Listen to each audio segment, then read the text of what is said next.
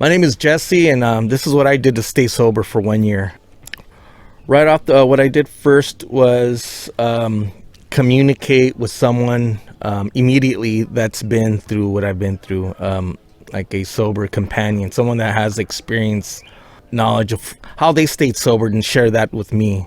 Teach me, walk me through the steps on how to begin my journey in sobriety. That was a big thing for me. Like I said, I when we communicate with someone that's been in the same battle, like alcoholism's a war, it's a battle, it's a life-threatening battle. So that's one of the main things I did, is talk to someone that's been through the same things that I have. Number two is I went to meetings regularly. So I like to be honest up front, is it's not something I enjoy doing right off. Whether they're court order or not, mine weren't. Going to meetings at first can be a hassle. It can be, you might not relate. Your mind's still in addiction. It's still not sober. It takes weeks and weeks. And so that was a hard part, but I think a very necessary part is to go to meetings. And not only do you see one person there that's been through what you've been through, you see many people. So that's a really great feeling. That's why I started enjoying going to meetings. I was like, wait a minute, there's like 10, 15 people that's been in the same battle as me. It feels good to know that you're not alone. Like I said, meetings, people's stories are different, but they all battle the same war, the same disease. So going to meetings for me was very important. I believe it did help me, and like at this point, it's like second nature for me, is to hit meetings weekly. Number three for me was not making any major life decisions, focusing my first year of sobriety on sobriety. I held off from getting into any serious relationships. I held off from any major purchases. I wanted to make sure that I was going to be able to function and complete, at the very least, my first year of sobriety before I made any major decisions. And I think that was good, because it allowed me to focus on the most important thing at hand, was my sobriety. For my first year, that's all I thought about. That was just, from the morning nights, just to continuously work and stay sober. What I needed to do, checking in with my sober, maybe my sober teacher, as I might call him. But definitely just kind of focusing, not entering in any serious commitments, whether it's financial or relationship wise. All I thought about was just staying sober.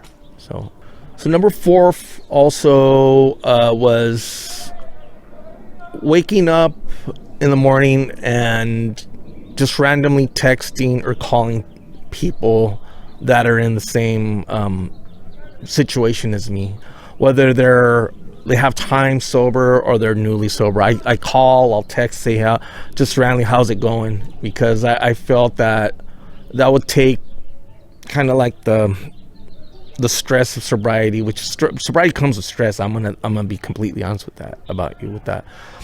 It takes it off me, and then the focus becomes someone else, and then before you know it, you're not stressed out anymore, and you actually feel good that you're helping somebody else, you're talking to somebody else, whether, like I said, whether they have just a few weeks of sobriety or years. People do appreciate you checking in on them. I know I do. When I get texts from random people in sobriety all the time, and it's awesome that just people checking in with me, say, hey, how are you doing? I'm still sober. How are you? So I think reaching out to people in the same struggle is definitely something that I do to stay sober. So number five would be coming clean with myself and others, and allowing myself to forgive myself for the things that I've done. I have over 30 years of addiction under my belt, and I've done many things I'm not proud of.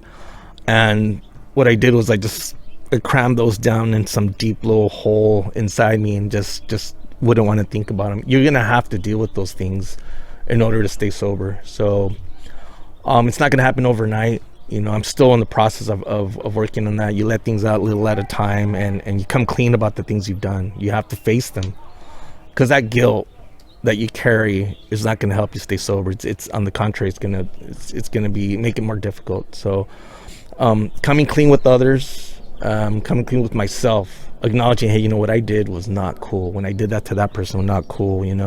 But on the same note, allow myself to be okay with that, to basically forgive myself. Talking to the person that I might have wronged, that would be my priority. But then allow myself to, like, it's okay. So the guy is cool or not, or a person is okay with what you did with them, or they I don't know if they forgave you, but they acknowledge that you came clean about it, and then just you kind of like, once you forgive yourself for that, it's not an issue anymore, and that guilt little by little goes away. So I'm working on that process I'm talking about is going to take a long time, especially like me that has been in addiction for over 30 years. Number 6 would be hitting my knees every morning and asking God for the strength to stay sober. I have the same prayer every morning. You know, I read my book. What's a little black book that's called? One a day? One day at a time. One day at a time. Number 6 would be hitting my knees. I hit my knees every morning. I ask God to give me the strength to stay sober. I thank Him for everything. I let Him know I'm grateful for the life I have now. I acknowledge Him. For me, it's definitely, it wouldn't be possible without me reaching out to God and asking Him for help. You know, it's a daily battle. It gets easier as time goes by, but it's difficult sometimes. So praying and asking a power greater than myself, for me, is God, is something I do on a daily basis throughout the day. I talk to God. I tell my man, this, you know, I feel this way. Please give me the strength to get through this. When I get upset, God, please help me calm down. A relationship with God is necessary for me, kept me sober. Number 7 is, for me, was allowing myself to have some fun in sobriety. I mean, a lot of times I felt guilty. I felt like, man, I don't deserve, to the point where I even get a little anxious or nervous. It's just, I didn't feel like I deserved to enjoy life. I felt like I needed to pay for the 30 years of addiction and the things that I did in order to have fun. Like I didn't feel worthy of enjoying life, and you can't feel that way. It won't work right away. It won't work. So I allowed myself to have fun in sobriety. Well, you know, I'm doing the work on a daily basis, but I enjoy myself. I go to the beach. I ride a motorcycle. I hang out with my daughter. I take trips, you know, guilt free. You know, I'm working. I'm learning how to enjoy myself without any guilt, and learning to like myself, you know, and that I am worthy of having a good life. I do have, you know, things I have to come clean about, and that's a process of it. That's, you know, that's something I will get done. But it's okay to just go out and enjoy yourself, and I've been enjoying myself when you're more than I have in the last few decades of addiction. I wake up, you know, just feeling great and thinking of things that I can do. So having fun is basically, I allow myself to have fun. And number 8, I think it's a big part, a very important part, is helping others in the same situation.